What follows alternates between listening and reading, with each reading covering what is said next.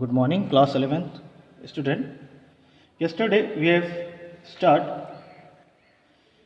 thermodynamics. Today we will continue topic internal energy of system. Internal energy of system. ये क्या होता है भाई? देखिए, it is the total energy possessed by a system due to molecular motion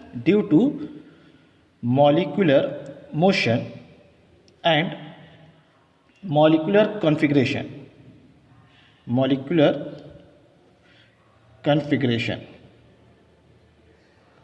ठीक है.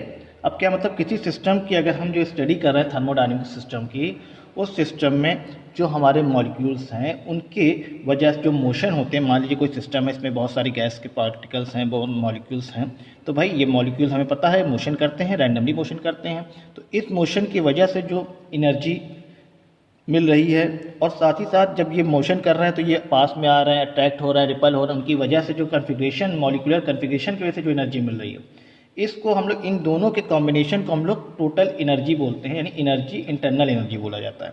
जैसे कि मॉलिक्यूलर मोशन अगर हम इन सिंपल वर्ड में बोलें तो मॉलिक्यूलर मोशन का मतलब काइनेटिक एनर्जी से है, और मॉलिक्यूलर कन्फिग्रेशन वाली जो एनर्जी की बात की जाए तो पोटेंशियल एनर्जी से है.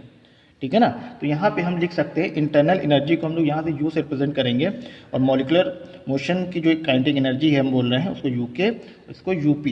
तो ये हमारा टोटल इंटरनल एनर्जी होता है, यू बराबर यू के प्लस यूपी से हम लोग करते हैं. और ये जो एनर्जी होती है internal energy, it depends on temperature and volume of gas. Temperature and volume of gas. Temperature, मानी बात है, जब टेम्परेचर बढ़ाएंगे तो इसका मॉलिक्यूलर मोशन है वो बहुत तेज़ हो जाएगा, वाइब्रेट मोशन करेगा, तो भाई इसकी काइनेटिक एनर्जी बढ़ जाएगी, चेंज हो जाएगी. वॉल्यूम की बात करें, अगर इसको हम वॉल्यूम कम करेंगे तो इसका जान रहे हैं कन्फिग्रेशन मोशन जो होगा, जो मॉलिक्यूलर कन्फिग्रेशन होगा वो भी चेंज होगा. तो कहने का मतलब है टेम्परेचर और वॉल्यूम ऑफ गैस पे डिपेंड करता है ये आपका इंटरनल एनर्जी. इसको यू से रिप्रेजेंट करते हैं. ठीक है ना. नेक्स्ट हमारा टॉपिक क्या है? Thermodynamic state variable. Thermodynamic state variable ये क्या है भाई? देखिए, थर्मोडायनेमिक स्टेट वेरिएबल क्या होते हैं कि all those parameters that determine thermodynamical state of system, that is pressure, volume, temperature, mass, density etcetera. कहने का मतलब है जो हम लोग किसी सिस्टम की, बेसिकली थर्मोडायनेमिकल सिस्टम के अंदर जिन जिन पैरामीटर्स की हम लोग स्टडी करते हैं, उन पैरामीटर्स को हम यहाँ पे स्टेट वेरिएबल के नाम से जानेंगे. ठीक है ना. जैसे कि हम किसी मॉलिक्यूल, गैस के मॉलिक्यूल का प्रेशर देखेंगे, वॉल्यूम को स्टडी करेंगे, टेम्परेचर है, मास है, डेंसिटी है, एनर्जी है, और भी बहुत सारे टर्म्स. ये सभी टर्म्स हमारे कहलाते हैं state variable, thermodynamic state variable. ठीक है. अब ये भी हमारे देखिए दो टाइप्स के होते हैं थर्मोडायनेमिक स्टेट वेरिएबल. पहला होता है इंटेंसिव स्टेट वेरिएबल, और जो दूसरा होता है हमारा वो होता है एक्सटेंसिव स्टेट वेरिएबल. अब ये क्या होता है? देखिए, इंटेंसिव से, देखिए ऐसे याद रखिए, इंटेंसिव से IN याद रखिएगा, तो इसका मतलब इंडिपेंडेंट साइज ऑफ सिस्टम. और ये हमारा क्या होता है? Depend on size of system. ये इंडिपेंडेंट होता है, ये डिपेंडेंट होता है, ध्यान रखिएगा. ऐसे बस इन से याद रखिएगा, इंडिपेंडेंट. अब इसका क्या मतलब है? इसका मतलब ये है कि जो साइज़ है वो आपका सिस्टम का जो भी पैरामीटर स्टेट वेरिएबल है, don't change with size of system. मतलब साइज में कोई चेंजेस नहीं होता टाइम के साथ. अगर देखा जाए तो यहाँ पे चेंजेस हो जाते हैं with size of system. Example के तौर पे अगर समझना है तो देखिए ऐसे समझते हैं हम लोग. जैसे मान लीजिए एक हमारे पास सिस्टम है, थर्मोडायनेमिक सिस्टम. ठीक है. इसको हमने क्या किया? दो पार्ट में डिवाइड कर दिया. अभी क्या है? अभी या ऐसे समझते हैं फिर से, ये एक सिस्टम है हमारे पास. ठीक है.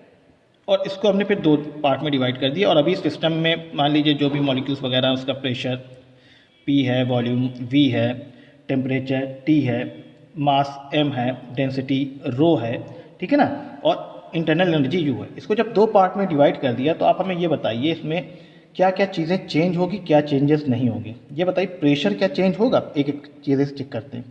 प्रेशर तो हमें नहीं लगता कि चेंज होगा, प्रेशर तो दोनों में सेम ही रहने हैं। टेम्परेचर क्या चेंज होगा, टेम्परेचर भी नहीं चेंज होगा, टेम्परेचर भी दोनों में सेम रहेंगे। डेंसिटी भी नहीं चेंज होने वाली। हाँ, मास चेंज होगा, बिल्कुल चेंज, मास क्योंकि दो पार्ट में डिवाइड होगा तो मास m/2, यहाँ भी m/2 हो जाएगा। वॉल्यूम चेंज होगा, बिल्कुल वॉल्यूम भी चेंज हो जाएगा, वॉल्यूम भी इसका हाफ हो जाएगा, इसका भी हाफ हो जाएगा। तो मतलब जो स्टेट वेरिएबल चेंज नहीं हुए हैं वो क्या होंगे, इंटेंसिव, और जो चेंज हो गए हैं वो क्या कहलाएंगे, एक्सटेंसिव स्टेट वेरिएबल। ठीक है, ये आपके स्टेट वेरिएबल्स के बारे में बात हो गई। नेक्स्ट हमारा क्या है, थर्मोडायनेमिक प्रोसेस। थर्मोडायनेमिक प्रोसेस, देखिए thermodynamic process is said to be take place when some changes occurs in state of thermodynamical system। कहने का मतलब है वही प्रोसेस की कहा गया है कि थर्मोडायनेमिक्स प्रोसेस वो प्रोसेस होता है जहाँ पे कुछ चेंजेस होते हैं उनके पैरामीटर्स में कुछ चेंजेस होते हैं थर्मोडायनेमिक सिस्टम में, ठीक है ना। और ये जो थर्मोडायनेमिक पैरामीटर ऑफ जो भी चेंजेस होते हैं वो टाइम के रिस्पेक्ट में चेंज होते हैं। जैसे कि अभी हमने स्टेट वेरिएबल पढ़ा ना, वही की बात है। थर्मोडायनेमिक प्रोसेस, अगर हम किसी सिस्टम की स्टडी कर रहे हैं थर्मोडायनेमिक की, और उस सिस्टम के अंदर उनके जो पैरामीटर्स हैं या स्टेट वेरिएबल्स हैं वो टाइम के साथ अगर चेंज हो रहे हैं तो वो हमारे थर्मोडायनेमिक प्रोसेस में कहलाते हैं। वो प्रोसेस ही हमारा थर्मोडायनेमिक प्रोसेस कहलाता है, ठीक है। नेक्स्ट हम लोग कल पढ़ेंगे डिफरेंट टाइप्स के प्रोसेस और उनके बारे में डिटेल में। Thank you.